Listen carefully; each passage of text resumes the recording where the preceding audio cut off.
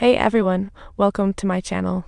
Today we're diving into a fantastic story about a dad trying to hide a secret from his wife. At home, he's still playing the role of a monster, happily frolicking with his son.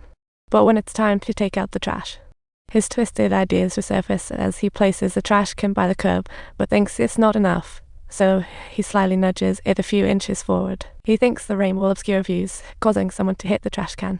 He waits anxiously in bed. Every time a car goes by, he perks up, but alas, the universe seems intent on leaving him disappointed and no accidents to be found.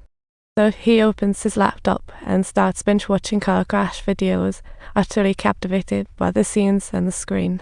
Especially the scenes of people rescuing victims from burning cars, which moved him deeply. Then he made a tasty breakfast. He dips bread and eggs, gazes at sparrows, clearing his mind. Suddenly, a car stops at his door. Subtitles. It turns out that someone has come for an on-site house viewing. He hurriedly rushes out to have a chat with the young couple, but they seem to be a bit unhappy. At 3 p.m., it's his son's therapy session. They argued, unrelated to his job.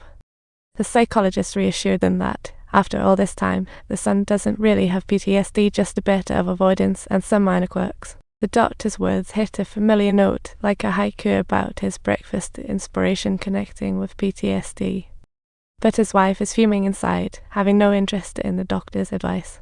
She just messed up work and brought up the crash with the perspective, who dares buy a house now? His wife packs upon arrival, ready to separate. He helplessly watches her pack, trying to explain his motives, but realizes the mannequin incident is out. Her determination to leave just strengthened. She was puzzled about what went wrong.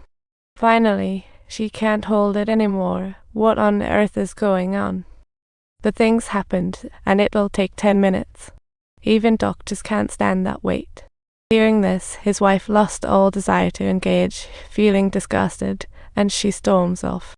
A few days later, she sends a divorce agreement regarding the house in JY. If she wants custody, a house has to be sold. She has to provide a safe living space for their son. But to her, she now owns the house entirely. Finally, she can gaze out the window without a worry. Watching the colourful cars in JY, she eats heartily, not caring an ounce about the mess on her face. But living alone for a while, loneliness creeped in. Especially after seeing her son, she realized he is the brightest treasure in her life. Finally, she decided to sell the house. For this dream home, she tidied up the place and patched up the rough spots. This was her biggest effort in the split. When she saw a couple up to the for sale sign, she rushed up with a fabricated smile. After a long, arduous time, someone finally wanted to talk price. She didn't jinx it this time, and they quickly settled. She just had to pack up her stuff, and the buyer would pay up to take over the space. Tonight was her last night here as she sipped wine, staring out the window. If she leaves like this, she'll feel some regret. But what can she do? After resting, she resumed loading the car and slipped. Any fatigue vanished, and she felt a surge of energy, sliding around in the rain. People trip now and then. Don't cars do the same? She rushed back home, switching off all the lights. Otherwise, the lights will alert drivers to slow down. This idea worked. The cars outside are smart. She watched cars pass, waited, but no accident occurred. Finally, she took action herself. She picked up a hose and continuously sprayed water onto the road, thinking it would make the surface slippery. She crossed over, wanting to see a crash firsthand. She had never experienced one before, but this time she had watched close, but alas, cars kept passing by without incident. So she boldly decided to escalate things. She picked up a chainsaw and headed straight for the street sign, and after taking it down, she realized what she had done, and if an accident did occur, she'd be the culprit. Back home, she hit her head on the wall and slumped down helplessly, her mind a mess, praying no accidents would occur. Yet she secretly wished for another crash, in turmoil inside as she drifted off into dreamland.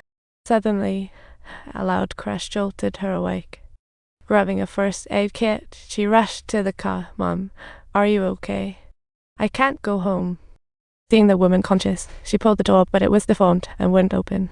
She quickly used a fire axe to break in. With a hefty swing, the wooden handle snapped off. She switched to crowbar, waving for passing cars to help students flocked around. Many turned on their spotlights, busy filming Get Me Scissors. Scissors, scissors. She was once blamed. Now she seems the master of her life. Using the knowledge she had learned, she assessed the woman's condition, checking to see if she was breathing. Realizing the woman wasn't breathing, she murmured, "I need to save her.